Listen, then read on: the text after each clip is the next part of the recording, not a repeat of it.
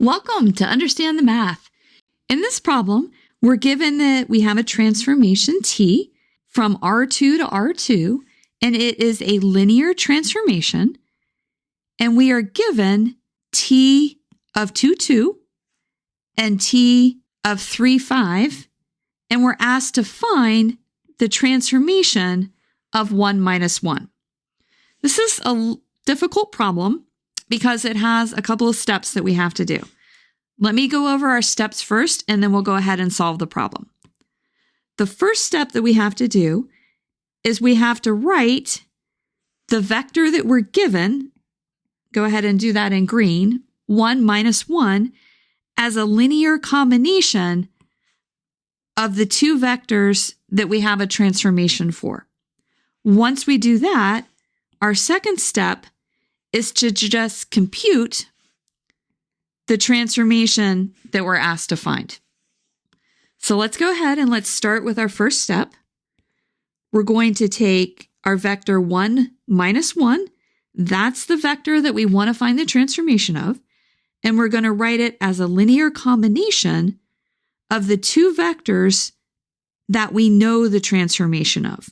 So this is C1, 2, 2 plus C2 times 3, 5. I always put a star by this for my students because I think this is the hardest part to remember in this problem. Once you have this, it gets a little bit easier. In order to find C1 and C2, what we're going to do is we're going to create an augmented matrix, 2, 2, 3, 5, and we're going to augment it with 1 minus 1. And what we're going to do is we're going to put this in reduced echelon form to find C1 and C2. Let's begin by circling our first pivot. And what we want to do is we want to get a 0 below that pivot. So the row operation that we're going to use is we're going to take row 2 and replace it with row 2 minus row 1. So this is going to give us the matrix. Let's see, the top row stays the same. And then the bottom row becomes 0. We have a minus 3 plus 5, which is 2. And then a minus 1, which is minus 2. We'll circle our next pivot. And we want this pivot to be equal to 1, so we'll do a scaling. And we'll say that row 2 is going to become row 2 divided by 2.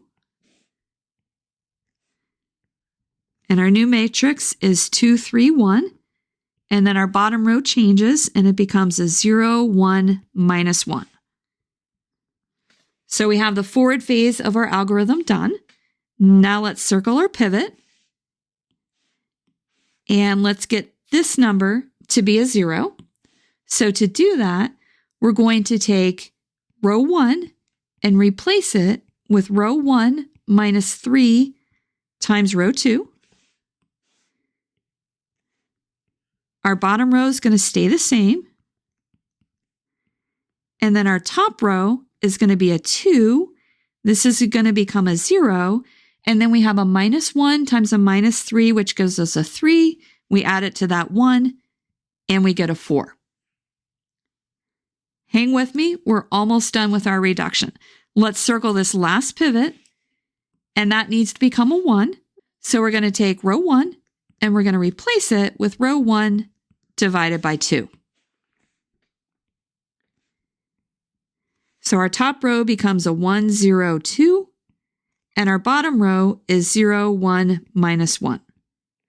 So this tells us that C1 is 2 and C2 is equal to minus 1. So what we're going to do is we're going to rewrite 1 minus 1, just like we did up here.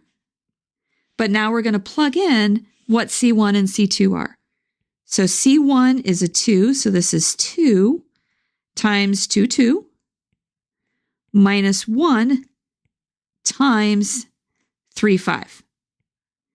Now we can go ahead and go to our second step. Let's pull this back down and see what that is. Our second step is that we're going to compute the transformation of 1 minus 1. We'll mark this as our second step. So t of 1 minus 1. If we just kind of distribute the transformation, this is going to become a 2. We can always take a constant out, times the transformation of 2, 2, minus 1 times the transformation of 3, 5. This is the next tricky part of this problem, is what we have to do is we have to remember that we were given at the beginning what these transformations are. So this becomes 2, and the transformation of 2, 2, if we go back up, got to go all the way back up. Here it is. It's equal to 1 minus 2. So let's plug that in.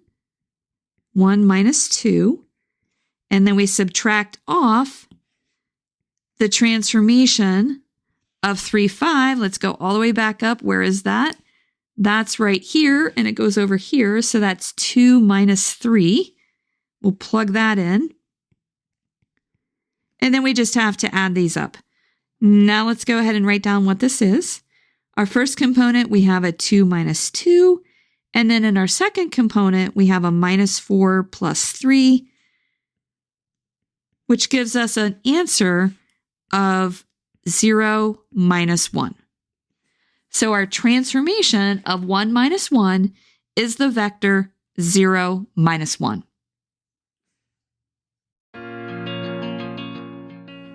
If this video has been helpful to you, please consider subscribing to my channel. Keep believing in yourself and have a great rest of your day.